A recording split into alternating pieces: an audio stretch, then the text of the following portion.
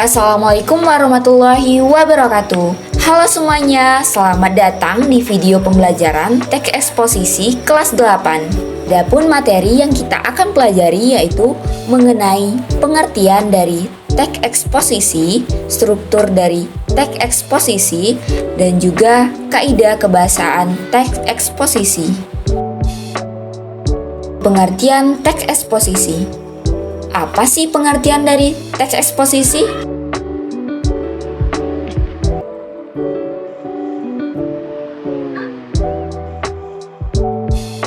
Teks eksposisi adalah salah satu bentuk teks atau tulisan yang memuat tentang informasi maupun pengetahuan.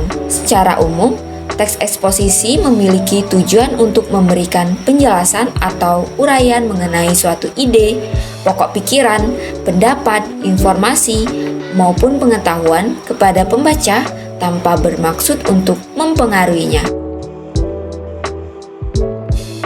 Selanjutnya mengenai struktur teks eksposisi. Struktur dari teks eksposisi terbagi menjadi 4 bagian. Yang pertama, pembukaan. Pembukaan merupakan bagian yang berisi mengenai pandangan awal untuk menempatkan topik yang relevan. Pandangan awal di sini bersifat opsional yang memiliki maksud boleh atau tidak dituliskan. Yang kedua, tesis atau pendapat. Tesis merupakan bagian yang menyatakan pendapat penulis mengenai suatu topik yang dipermasalahkan. Yang ketiga, ada argumen. Argumen merupakan bagian yang berisi alasan sebagai bukti untuk mendukung tesis penulis. Yang terakhir, ada penutup. Penutup merupakan bagian yang menegaskan ulang terhadap tesis atau pendapat yang dikemukakan oleh penulis, namun dengan kalimat yang berbeda. Kaidah kebahasaan teks eksposisi. Adapun kaidah kebahasaan teks eksposisi di sini ada 10. Yang pertama, menggunakan istilah. Penggunaan istilah di sini berkaitan dengan topik yang sedang dibahas. Contohnya pada sektor kehutanan, hutan lindung, ekowisata, dan sebagainya. Yang kedua, menggunakan kata untuk menunjukkan hubungan argumentasi. Contohnya, akibatnya, jika, dan dengan demikian. Yang ketiga, menggunakan kata kerja mental. Contohnya, berasumsi, berpendapat, dan menyimpulkan. Yang keempat, menggunakan kata rujukan. Contohnya, berdasarkan data, merujuk data. Yang kelima, menggunakan kata-kata denotatif, yaitu kata yang bermakna sebenarnya.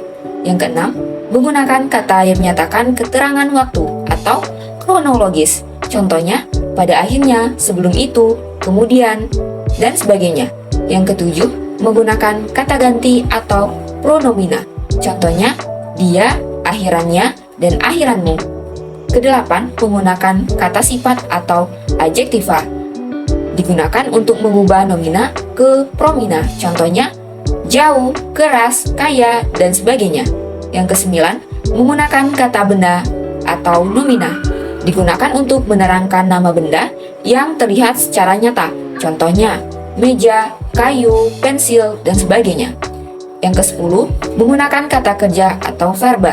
Digunakan untuk menyatakan tindakan, pengalaman, dan keberadaan kata. Contohnya, sedang memasak, berlari, menyapu, dan sebagainya. Nah, di sini ada contoh dari teks eksposisi. Untuk itu, simak video berikut ini. COVID-19 adalah sebuah penyakit atau virus yang melanda dunia saat ini, dengan jumlah korban jiwa yang tidak sedikit, melainkan mencapai ribuan orang. Penyakit ini dengan cepat dinyatakan sebagai sebuah pandemi.